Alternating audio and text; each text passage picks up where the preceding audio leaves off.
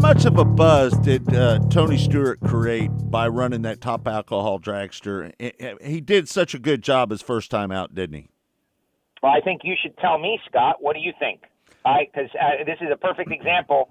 I have my opinion, but I was at the track, and I'm immersed in drag racing all the time, so Right. It was huge, right? Right. But you guys, a little more casual. You love the Chiefs. You talk regular sports. Right. Was it on your radar? Did it get into your feed as it was happening? I think everybody in motorsports had an eye on Tony Stewart that weekend. I agree. Yeah. I agree.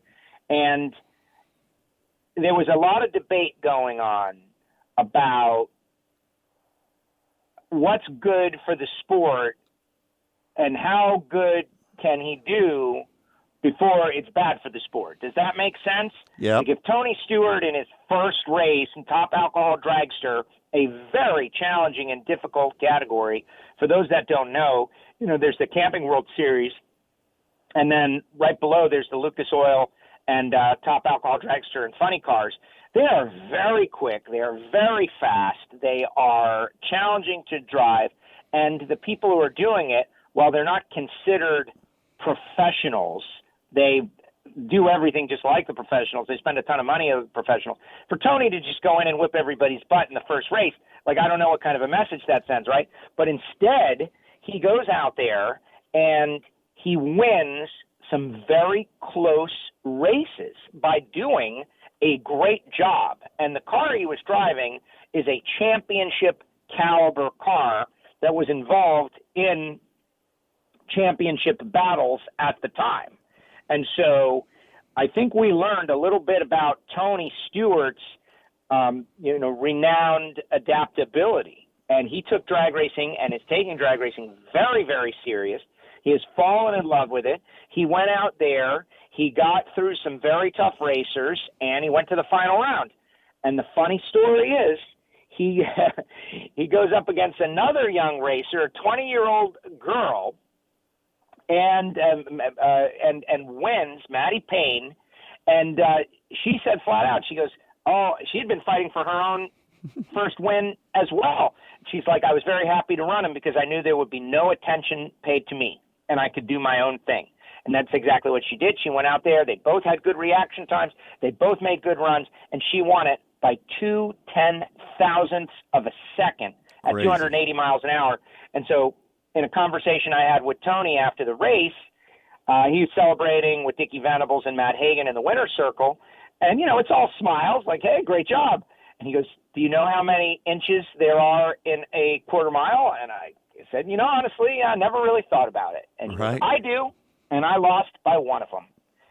Because 0.2 of a second at 280 miles an hour is 1 inch. And I think it turned out the best possible way. Tony having a great day, giving it a ride, but unable to drink from the chalice of victory in his first outing. I think he's going to be back. And that's really what everybody wants to see. Yeah. Tony go out there and run on a pretty consistent basis and be a part of the sport and battle it out against the regulars and climb the ladder just like everyone else. I can also tell you one more note. He earned so much respect from other racers, top and bottom, through the sport, all ranks, because he made the decision to not try to go top fuel racing first. That would have been perceived as disrespectful. Like, oh, man, you can jump in just anything and just go run a top fuel car. And Tony said many times publicly, the dumbest thing I've ever done was get into that top fuel car without having had that experience. And now I know better. I didn't really know. I didn't know what I didn't know. And he's turning out to be one of the best ambassadors for the driver ability that it takes to get one of these cars down the track. Unfortunately, so many people, NASCAR fans, Formula One fans, IndyCar fans, they love motorsports, they love speed, they perceive drag racing as easy because you're going straight, right? And it makes sense. I get it. It makes sense. These guys are turning through corners at high rates of speed, passing each other. Drag racing, you're in a lane, you're not bumping anybody. I get it.